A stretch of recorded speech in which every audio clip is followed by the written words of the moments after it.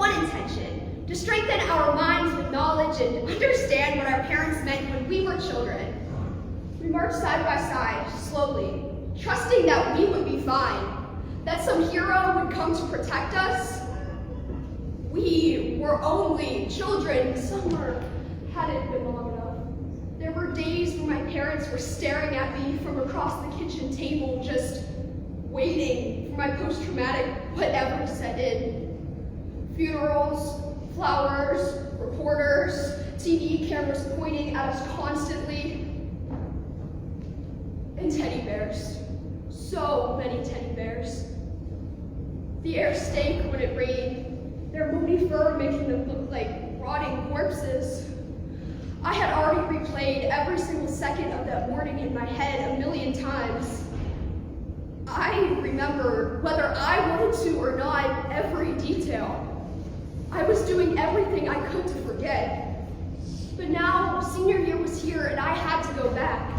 I was nervous. My son died by suicide. He was one of the shooters in the Columbine tragedy.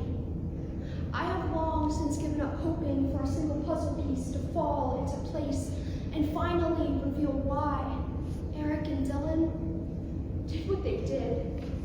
On April 20th, 1999, I woke up an ordinary wife and mother. Fast forward 24 hours, and I was the mother of a hate-crazed gunman responsible for the worst school shooting in history. And my golden boy, Dylan, was not only dead, but a mass murderer. Guns are the leading cause of death among American children and teens. The U.S. alone has had 2,032 school shootings since 1970. Since the attack at Columbine in 1999, nearly 300,000 students have been on campus during the school shooting. Lakeland High School, North Little Rock High School, Annunciation Catholic School, and Lakeside Middle School. These are just some of the schools that had school shootings in the past year. It is time that we stop wondering if our children will come home safely from school. It is time that we stop sending them to school with bulletproof backpacks. It is time that all of this meaningless violence just ended, because these are real people, not just statistics. With poetry, Only Children by Felicity Paris, Far from the Door by Ethereal Girl, To Kevin's Victims by Chloe Hopper, Ammunition, A Eulogy for Parkland by Meg, Make No Mistake from the News by Carol Levine, Prose from Say Something by Jennifer Brown, A Mother's Reckoning by Sue Klebold, and statistics from On-Child-Related Gun Control Statistics and the Sandy Hook Promise. I present a program, Violent Ends, because enough is enough. Middle High School, home of the mighty fighting muskrats. On a scale of 1 to 10, this place stinks to 11. But there's no point in whining about it. Before we moved, my parents said that they were sorry for the inconvenience. No problem, I'll handle it. When I get through the doors, the announcement speakers are blaring. Starting our day with the pep assembly. This is not my place, and these are not my people. I slither into the bathroom stall. One is open, I sit down, close the door, and just curl up and disappear. I'd rather spend an hour alone than an hour of mandatory fun with a mob of muskrats. Lockdown, shelter in place, this is not a drill. In my homeroom class, I sit as far away from the door as I can. Subconsciously, it's probably because of a school shooting. I've been anticipating one to strike at my small high school for a couple of years now. We had a lockdown when I was in middle school. There are men on campus. We had to stay silent for hours. I was having an anxiety attack, please. Not today. I'm not surprised anymore. I had Dylan's journals analyzed. The diagnosis, Dylan was not in his right mind.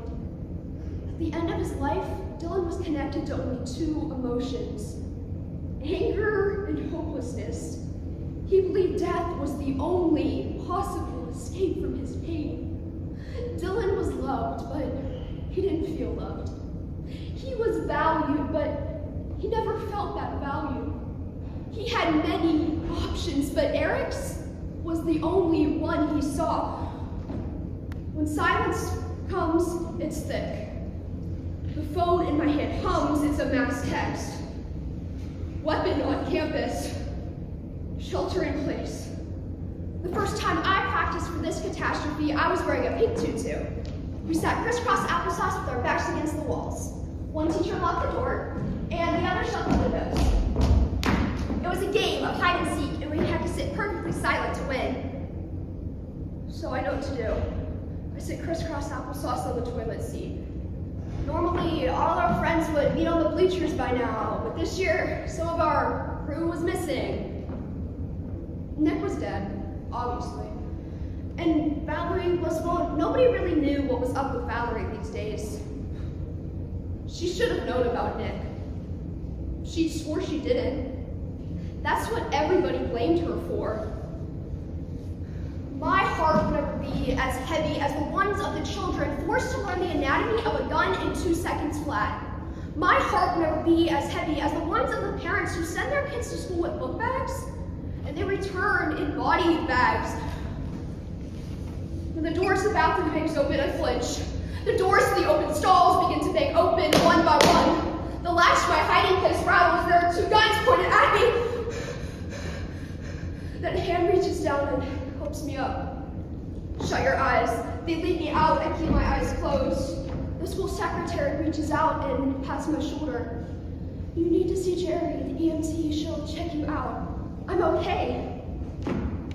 There's a puddle of limp, soft stuff on the parking lot asphalt.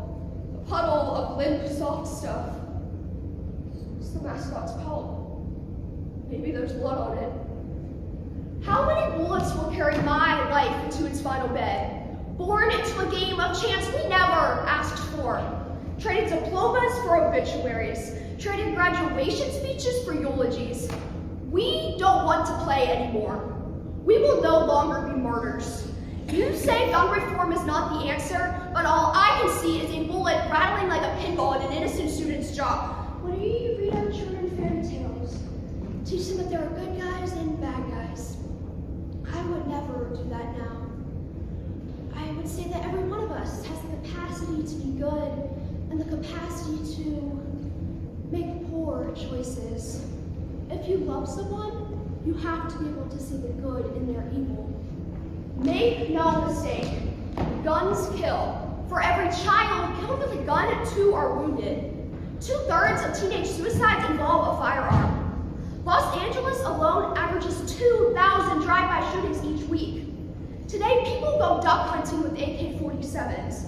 Children on tricycles as young as 3 participate in drive-by shootings. Make no mistake, guns are like playing with fire and someone forgot to call 911. America, land of plenty, plenty of violence, plenty of crime. The National Rifle Association boasts 6 million members. There are over 200 million guns in American homes today. And 1 in 8 family homes, a gun is left unlocked in a drawer. Make no mistake, there is a war raging in America. There are no winners. And there is no stopping a bullet once it leaves a gun. Thank you.